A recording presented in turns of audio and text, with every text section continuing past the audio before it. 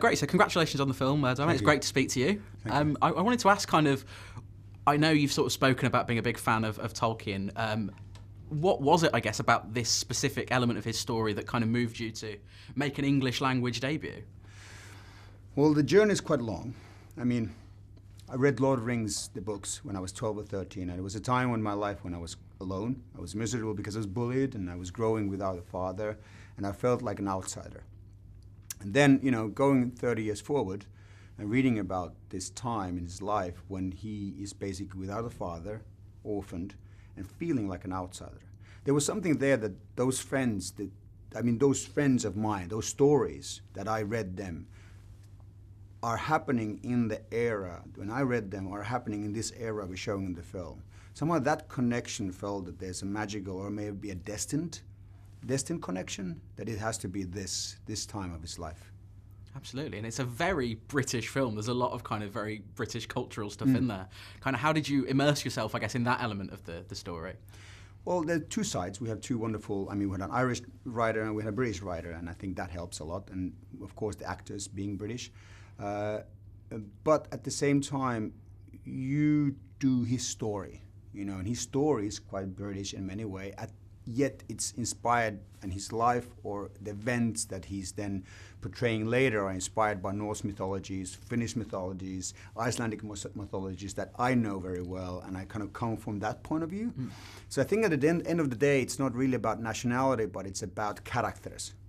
And then you just put those characters, the character of the kind of the Scandinavian/Nordic feeling, and you put the British kind of feeling and the characters together, and then I think that becomes kind of very Tolkien-esque.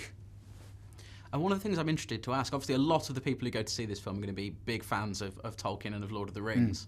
How did you kind of go about balancing how much Lord of the Rings stuff to put in there in terms of shaping the character's story? Well, the thing is that you have to be true to him, and we're trying to be true to the character.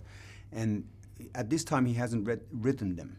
So it's not a nod to the films, or it's not a nod to the books itself, or in that sense, but it's more like it's an idea that he's shaping his world at the moment. So we're watching his imagination grow, or him confronting his own fears of his imagination. So all the fantasy elements you see there are kind of lines or colors or first idea, like sketches. So it's kind of sketching this, painting, a large painting like at the Chapel of Sixtus, like for years and years. And then at some point he's ready to write that down. So if, for instance, people often refer as a Lord of the Rings nod, which is kind of the Black Rider. It's not a Black Rider yet. He's listening to a story from his mother, the Volsunga saga. He envisions a hero from that, a white knight with a white horse, which is very Tolkien. But when his mind gets corrupted during war, that vision becomes a fallen knight, and it becomes an eternal battle between good and evil inside him. And then he later is able to use it in his writing. And one of the things I kind of wanted to ask about as well, I was talking to the lads who played Tolkien's friends yesterday, and they said the atmosphere on set was great fun, and that it was really kind of conducive to having that chemistry together as friends. How did you go about kind of creating that atmosphere on your set, or did they do it for you, I suppose? I mean, I encouraged them. I encouraged them to do things together, and Nick wanted to very much do something because he was able to come a bit earlier from the X-Men shoot, so we were able to rehearse and spend some time with him and the guys, and we rehearsed the scenes. But when we rehearsed, it was not so much about the lines itself, but about the pacing and the emotion and the banter, and which I kind of feel that's part of the TCBS, because they were very witty and they were very fast. And I think that was important, to find the rhythm and the pace, which you must have experienced with the guys. Absolutely. Just kind of talking over each other. So that's something that we try to generate by rehearsing, by spending a few nights in the pubs. Just a few nights, though. Yeah, just a few nights.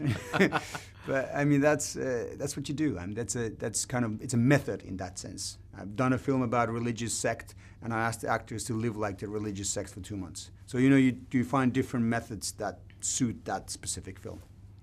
And how did you go about kind of getting hold of Nick, casting Nick, I think? At what point did you realise he was your Tolkien? Well, it was a funny story because, I mean, I had seen a couple of films. I had just seen a Netflix film of his called Sandcastle, and it was kind of top of my list, and then it was top of studio's list because they had just worked on him on The Favourite. And so they really loved working with him. And then they kind of, okay, well, great. You know, we have a #1 candidate. Let's talk to him. Let's find out if he's the right one. And I didn't have a script yet. I mean, I didn't have that script that I wanted to show him. It wasn't yet the film. You know, we're still developing the script. It wasn't yet the film. So just met Nick. They arranged the meeting. And then I met Nick, and there's this, we talked about everything, life, you know, experiences, our own backgrounds, and there was this intellect, and there's this wit, and it's very fast. It's very fast.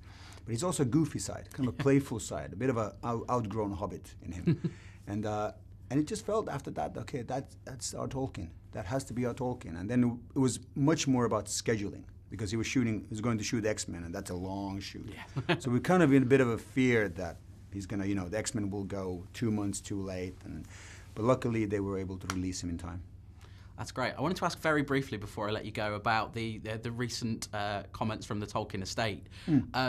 I guess, what was your reaction to those, you know, comments from people who I'm almost certain haven't seen the film yet? I haven't seen the film, and that's perhaps that's. I mean, the comments or the announcement wasn't hostile itself. No, it was more like, this is not our film, and please don't send your interview requests to us. I mean, I understand that you have to do that, otherwise you're getting bombed by emails and questions. But they haven't seen the film. I've approached them to offer them a chance to watch the film with me, so I would explain the artistic license, the reasons why we've done, you know, things in the film. You always do it for the service to film. You know, like you want to be true to the character, and we've been very true to the character in my mind. And we're doing it with respect and admiration. At the same time, you have to make the film work. You know, and that's very difficult if you do just a documented film. You have to make it so that the drama and the evocative moments and the highlights and the low moments work as a dramatic film. And I hope when they see it, they enjoy it. Yeah, I hope they react positively to it too. Thank you. It's been absolutely great to speak to you. Thank you very much. Thank you. Thank you.